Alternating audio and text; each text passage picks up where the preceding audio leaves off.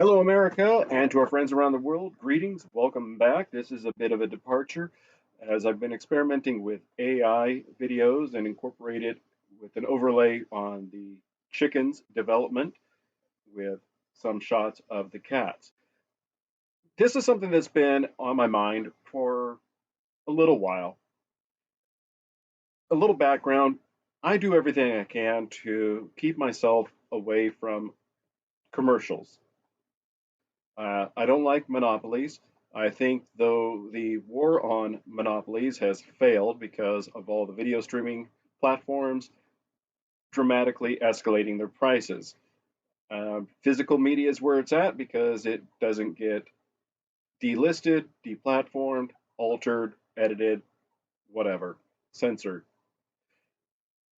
So I take my physical media, put it on my hard drive, plug it into VLC, push the loop all and random. So I have no idea what I'm going to watch.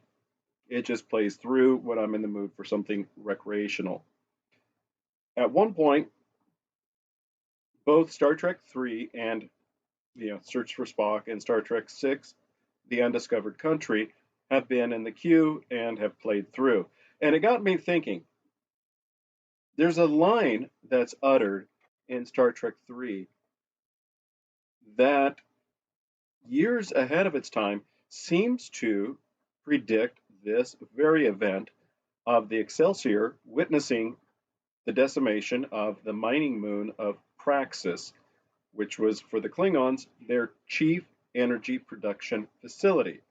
Now, if you dig a little deeper into the lore, you will find other references, even going back to the original series, where John Colicos, infamous for his role of Baltor in Battlestar Galactica, who was a Klingon commander who had overrun the planet Organia, the one where the old men turn into energy beings.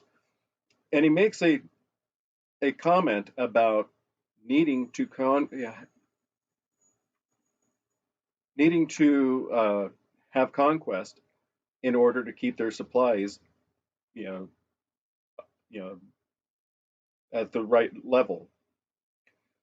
And then there's other references, whether it's Michael Ansara, yeah, another one, Michael Ansara, who was Kane, in Buck Rogers in the 25th century. So, or Kane on Star Trek, but he was also, I think that was his name too, also in Buck Rogers was Kane.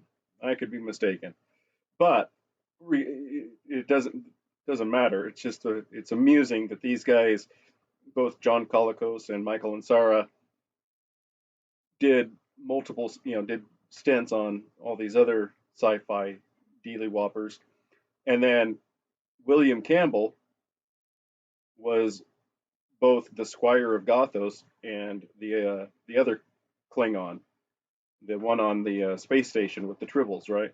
Anyway, but anyway, here we have the Excelsior with Praxis having exploded, and soon after that we have the introduction of Captain Spock giving a presentation at Starfleet headquarters. And within this presentation that Spock is delivering to the brass at headquarters, he reveals that the Klingon Empire has less than 50 years of life, and that he wants to spearhead an olive branch, a peace offering, and he commits Captain Kirk and the Enterprise to be the pointy end of that peace offering. And even the brass say, "Yep, that's a good idea," because anybody will think twice about going up against you guys because you've got plot armor. So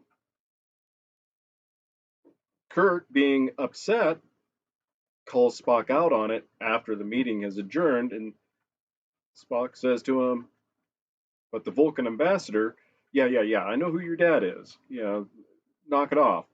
You're being you're being technical for no reason. I don't want to do this. Now you've cornered me into doing this. I don't like it.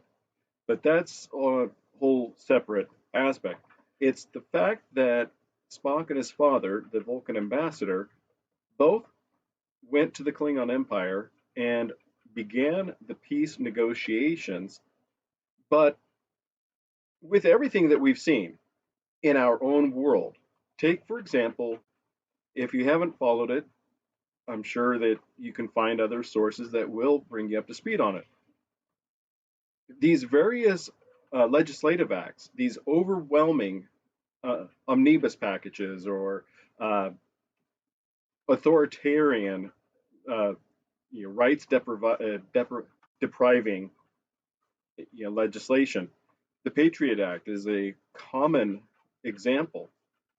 And just overnight, this big package that curtails all of your civil liberties was introduced to Congress right after 2001's nefarious September activities.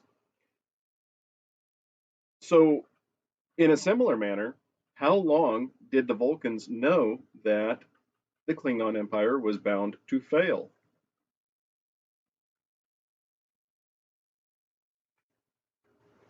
I suggest that the Klingon Empire was actually being proactive, aggressively proactive in their efforts to to counter this collapse. They were well aware of this collapse, at least to the events of Star Trek II, The Wrath of Khan, when the Genesis device was activated. At the beginning of Star Trek III, you have the Klingon spy Valkyris having somehow gotten a hold of the Genesis data that had been repackaged, repurposed with then Admiral Kirk, who was the Genesis commander or liaison or whatever you want to call him, providing the presentation. Now, of course, that's because they didn't want to pay the lady for her screen time again and again and again. At least that's what I figure it is. But the repackaged information with him delivering all of the details about its progress of being tested in a cavern or in a lab in a cavern and then on a moon or other lifeless dead body. The point being is the Klingons saw this as not only an opportunity to offset their impending collapse from overspending on a military budget. Huh, again, more parallels to current society, or at least the last 70 years. All right, so you got the Klingon spy getting the data and then, you know, transmitting it to Christopher Lloyd, who is the Klingon commander. I I grew up watching this, and be honest with you, when I was a kid, I watched it. I was underwhelmed. It hasn't been until becoming an adult and understanding there were certain nuances. Among those nuances was learning whether or not there was an actual script that incorporated this, or it was production notes, or it was suggestions. I'm not certain. But the rumor mill being along the lines of number one, Kruge was supposed to steal a Romulan bird of prey in order to do this act. Number two, Vulcans were going to secede from the Federation both because of Spock's death and because of the, the apocalyptic level of destruction that the Genesis device represented. Because if you remember in Star Trek II, Dr. McCoy asks, what would happen if this was used on a planet that already had life? Spock responded with something along the lines of, it would destroy the existing life in favor of the new matrix. The Klingons recognize, or would have recognized soon, that the Genesis device offered both a bargaining chip to keep everybody at bay or to do their bidding, and as a means of offsetting their collapsing economy. There's references, as I said earlier, about John Colicos, his core character. When they go to Organia, there's a line, something along the lines of them needing to do conquest in order to keep their economy going. I don't recall if Michael Ansara's character said anything similar, because that one was a bit bizarre. The Klingon ship blowing up at the beginning and then transporting them all up, and then then they all get swords and fight throughout the ship instead of, and then they start laughing at the little thing at the end. Anyway, the point being is that the Vulcans were aware that the Klingon Empire was going to end, and it plays into the idea of secession off the from what I've heard as the rumors. The other rumor being that he was going to steal a Romulan ship, which plays into the concept that if you're going to do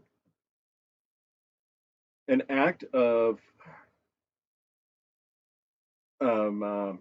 espionage, you're going to want to misdirect as to who is actually performing the espionage.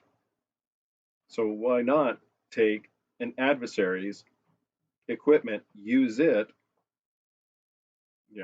that idea. So I don't know. But for that to happen, there's a high level that it would represent. It is state sanctioned on some level, even if only a few knew about it. And the leadership of the empire may not have known about it. Only certain members may have known about it. But it was, I fully suspect that if this were a real world thing, this was a state sanctioned act. They became aware of it, of an opportunity to postpone their demise. They tapped this individual with a mission to obtain another nation's equipment, one that was uniquely tailored and designed, meaning the cloaking device, to be able to go back and forth across the different borders, whether it was between the Romulans and Klingons or the Klingons and the Federation. It didn't matter. They could do it with the cloaking device without being monitored. They would be able to obtain the data and bring it back, but then it became, once the data had been obtained, Kruge discovers Valkyris had already viewed it. She's not in the line, in the chain of command of who's supposed to know. She was supposed to obtain the data. She was not supposed to view it. Those are big, big points that most people, I would imagine, overlook. But when it comes to certain operations, there are certain rules of engagement that are to be followed. And one of them is, unless you have orders to look at it, you don't look at it. She looked at it. Therefore, the commercial vessel that she chartered went bye-bye. Then he decides to act on his own, to go to the planet and view it for himself. We are going to this planet, even as our emissaries negotiate for peace with the Federation. We will act for the preservation of our race. We will seize the secret of this weapon, the secret of ultimate power. And they've been portrayed as a combative, warlike species. Um, Going back to John Colicos, Michael Ansara, there's been a few other examples. The one where they're on the planet where was it Friday's Child, right? Where only McCoy could touch the pregnant lady, and they'd never invented bows and arrows, and so it was a bit of a unique thing for them. So that Klingon commander, he was a bit different, as well as the William Campbell commander that was on that the space station with the tribbles.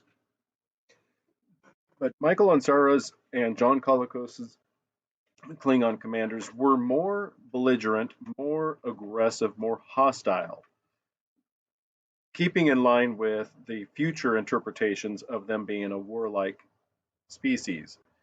Feudal would probably be a more apt description. Think of medieval Europe with the feudal lords and the courts and serfs tied to the land and knights going out and doing what they felt was honorable, but was in our present state of mind looked at as barbaric or destructive.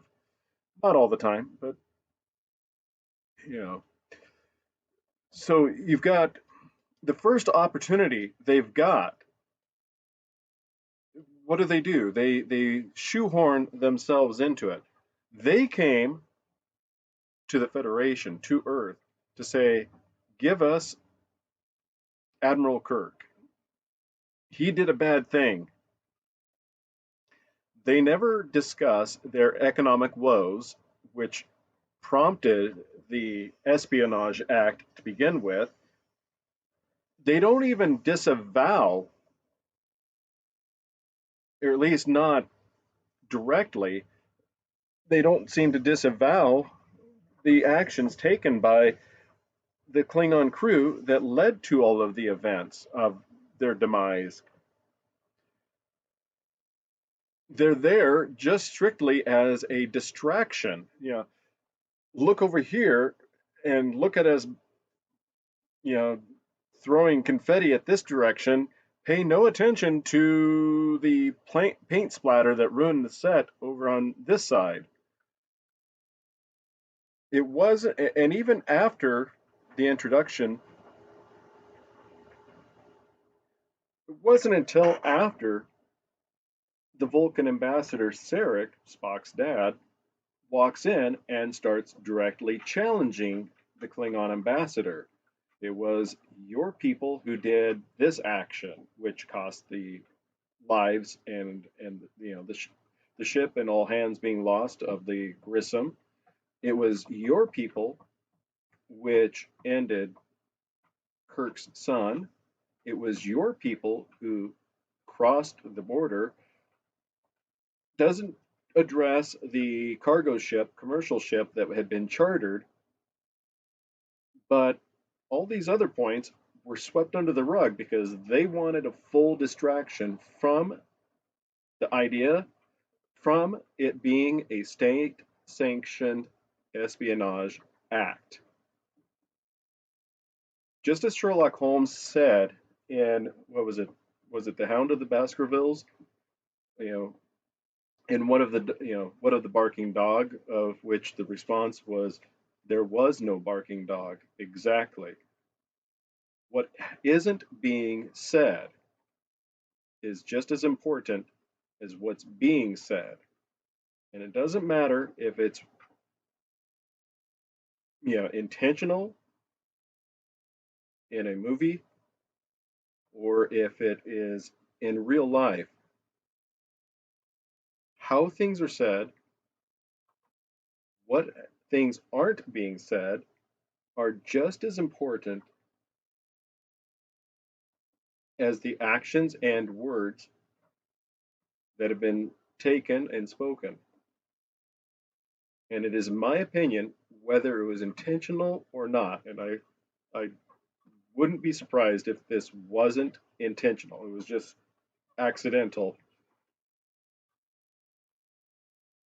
that they accidentally created a subplot that the Klingon Empire was fully aware of their own demise rapidly approaching, the Vulcans being the analytical group of thinkers that they were stereotyped as, were well aware that the Klingon Empire was not sustainable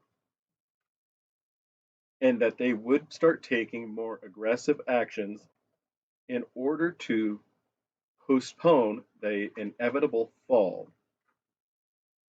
When Genesis was demonstrated and successfully tested, they saw that as an opportunity to seize both an opportunity to expand their own empire's resources by converting dead bodies, asteroids, moons, already exhausted, planets, that had been overfarmed, overmined, over, maybe even overdeveloped and had just fallen into ruin. They saw this as an opportunity to reset and start again, and to use it as a weapon of terror to cause others to bend the knee to their will. So, if that was the overarching theme that Harve Bennett and the rest had, Nicholas Meyer, Harve Bennett, Leonard Nimoy had originally crafted and, behind the scenes, thumbs up to them because that was pretty monumental.